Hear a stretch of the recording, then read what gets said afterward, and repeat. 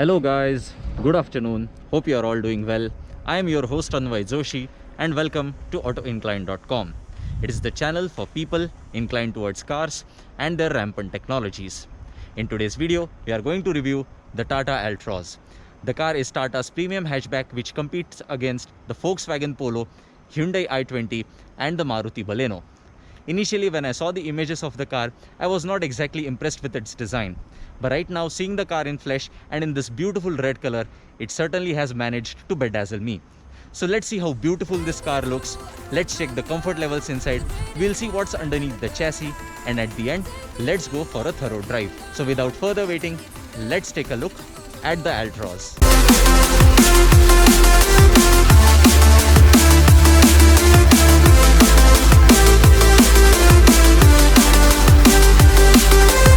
So let's start from the front and with these headlights. These are the projector headlights with the high beam and the indicator lights integrated in a single unit. Below them are the daytime running lights with the fog lights. In the center is the Tata's uniformity grille which has the hexagonal pattern mesh on it, and below that is the ginormous air dam which provides air to the radiator and the condenser.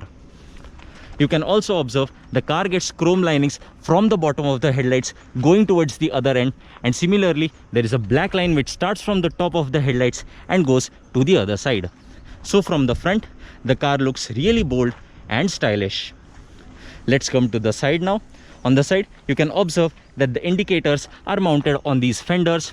And speaking about the wheels, these are the 16-inch diamond cut alloys with 195/55 rubber around them. You can also observe that there are some chrome accents on the mirror mountings. And speaking about these mirrors, these are the electronically folding and adjustable mirrors. What I do like about the car is this one line which starts from the tip of the tail light, goes through the front door handle, encircles the A pillar, goes to the top and to the back.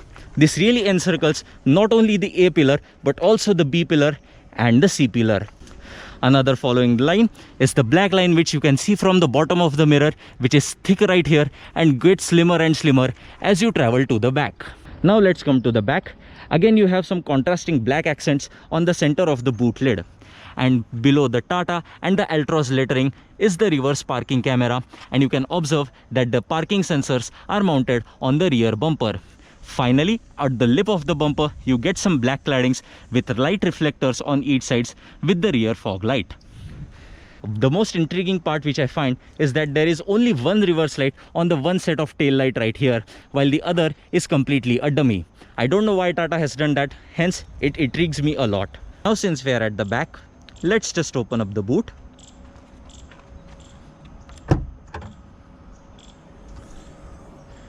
The boot space offered in the Tata Altroz is a decent 345 liters.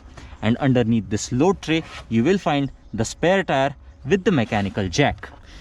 So overall, in terms of design, the car absolutely looks a lot stylish, and I personally love this design. And I can say the engineers of Tata, or the designers of Tata, have designed the car on a clean piece of paper, and the design absolutely doesn't feel derivative. Especially from this angle, I can say the car looks a lot stylish. Now as we have reached back to the front, let's open up the engine bay. The Tata Altroz gets two engine options. The one which we are looking right now is the 1.2 liter 3-cylinder petrol engine that makes 86 horsepower with 113 Newton meters of torque. Customers can also opt for a 1.5 liter turbo diesel engine that makes 90 horsepower and 200 Newton meters of torque. This power is transmitted to the front wheels via the 5-speed manual gearbox. You can observe that the engine is transversely mounted on the front axle and it's delivering all the power to the front wheels. Hence, the drivetrain layout of the Tata Altroz is front-engined, front-wheel drive. Now we have seen how beautiful and amazing the Tata Altroz looks from all the angles and what's powering the car. Now, to check the comfort levels, let's hop on the rear seat first and then on the front seats. Now starting from the rear seats, I have to say these seats are really comfortable. For my height of 5 feet 8 inches, I have more than sufficient amount of leg room and headroom. Talking about what's offered in the back, in the center, you have the rear AC vents with a 12-volt charging point. In the center, I get an armrest that unfortunately doesn't have any cup holders mounted on it. Besides me is a bottle holder to put the 750 ml or 1 liter of bottle and some of my small belongings. Behind me are the sliding headrest, behind which is a parcel shelf to save some of my goods as well. So to sum it up, the comfort of the rear seats, has to be said, is truly amazing. To see how's the comfort in the front, for that, let's hop on the driver's seat. Now I'm seated on the front, and the comfort of the front seats, has to be said, is truly amazing. The thigh support which you get from the seats is really nice, and the profile of these seats give the driver the correct posture to amplify his comfort levels. And also I have to say, these seats really engulf you nicely. Now before we take the car out for a drive, let's take a look at some of the feature highlights. The feature highlights of the Tata Altroz are digital MID cum analog speedometer, 7-inch touch infotainment system with connected tech, 4-speaker music system, blue ambience lighting, cooling glove box, a separate wristband key, an umbrella holder, rain sensing wipers, and my favorite, the 90-degree wing doors. The steering wheel only gets the tilt function and not the telescopic function. Now we have seen how beautiful the car looks from the outside. We have checked out the comfort levels on the inside as well. All that is left is to press the engine start stop button. The engine is on, and let's take it out for a short spin. So after driving the Altroz for some amount of time, I can say acquaintance is really not a strong point of the car. That is because although you get the driver seat height adjustment function, and even if you set it at the maximum position or at maximum height, you don't get to see the engine bonnet, due to which you don't know how wide exactly the car is.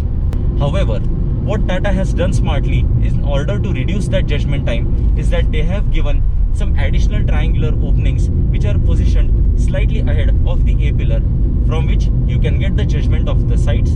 And number 2 is the daytime running lights, which are mounted close to the headlight unit. Those daytime running lights are really helpful in the traffic conditions, as when you are getting close to the car which is standstill in front of you, that reflection gives you an idea about the distance between your Altroz and the car sitting in front of you. Now speaking about the engine, the car, as I mentioned previously, gets a 1.2 liter petrol engine, which feels like it is more oriented towards efficiency rather than performance. And as I put my foot down, it though gives you the power burst, but it doesn't give you that kickback effect which you are expecting from the car, especially after you see how beautiful and stylish the car looks from the outside. So this engine feels much more oriented towards efficiency. Speaking about the efficiency, the ARAI claimed efficiency for the petrol engine is 16 kilometers per liter, and for diesel it is 25 kilometers per liter. However, after you are driving the car and after you have experienced it both on city and highways, the actual numbers have come close to 12 kilometers per liter for the petrol and 20 kilometers per liter for the diesel. So let's talk about the transmission then. The car only gets the 5-speed manual gearbox, either you choose the petrol engine or the diesel engine. But I would certainly like to give a special credit to Tata, as this gearbox shifts the gears really smoothly, and the effort required to shift the gear is really less, due to which the driving pressure is really amplified and the clutch and the gearbox is really smooth, and Tata certainly deserves a special credit for this gearbox.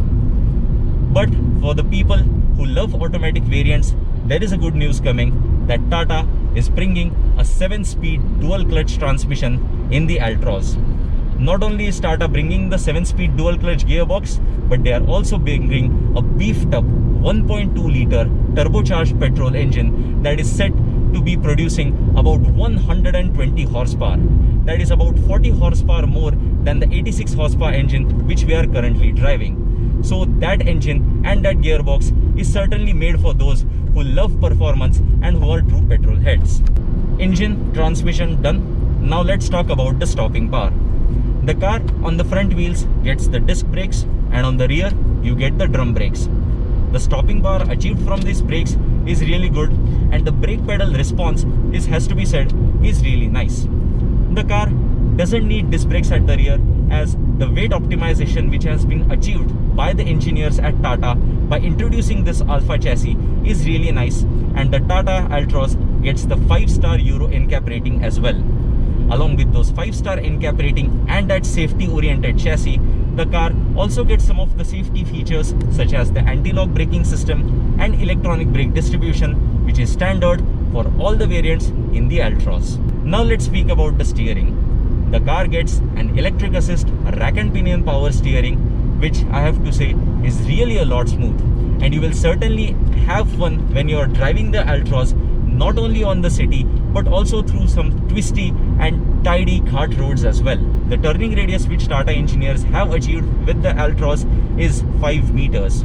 So taking a U-turn on broad lanes is absolutely not a problem. On a narrow lanes, a 3-point turn or more may be required as per the driving scenarios. Lastly, let's talk about these suspensions. I have to say the suspensions which you get in the Tata Altroz are truly phenomenal. On the front axle, you get the MacPherson struts with coil springs, and on the rear, you get the torsion beam axle suspension. Focusing on the front suspensions, the balance between the softness and the stiffness is truly amazing, and when you are driving the car on smooth tarmac, the car literally just glides, and the undulations which the suspensions absorb when you are driving the car over the speed breaker or through the pothole is truly phenomenal.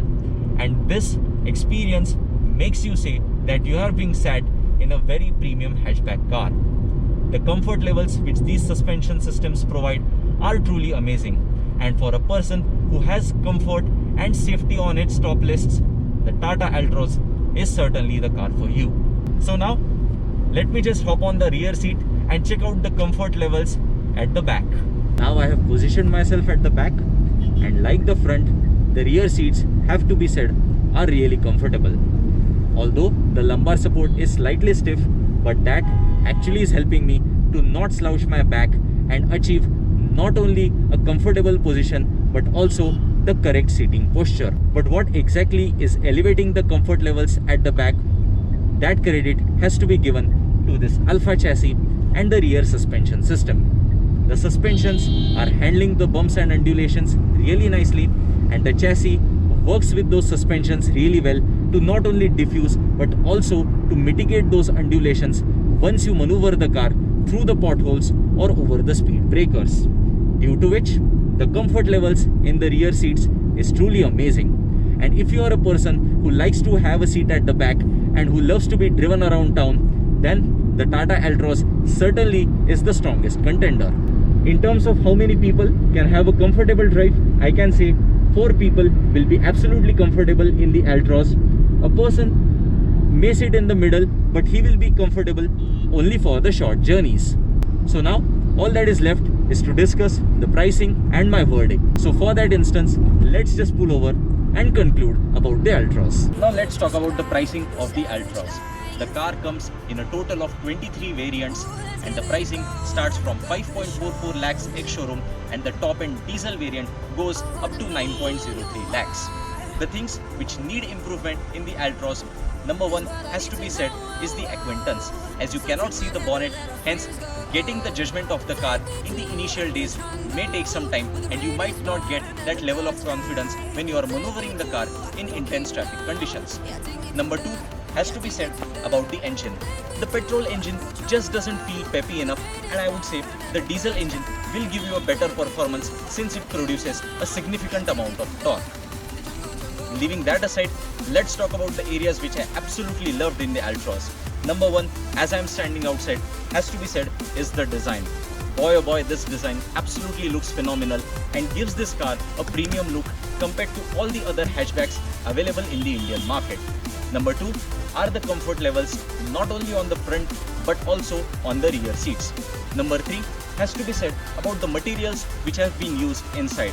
The plastics do not feel cheap at all and certainly give you a feeling of the premium hatchback. And number four has to be said the suspensions. Boy oh boy, both the front and the rear suspensions handle the undulations really nicely.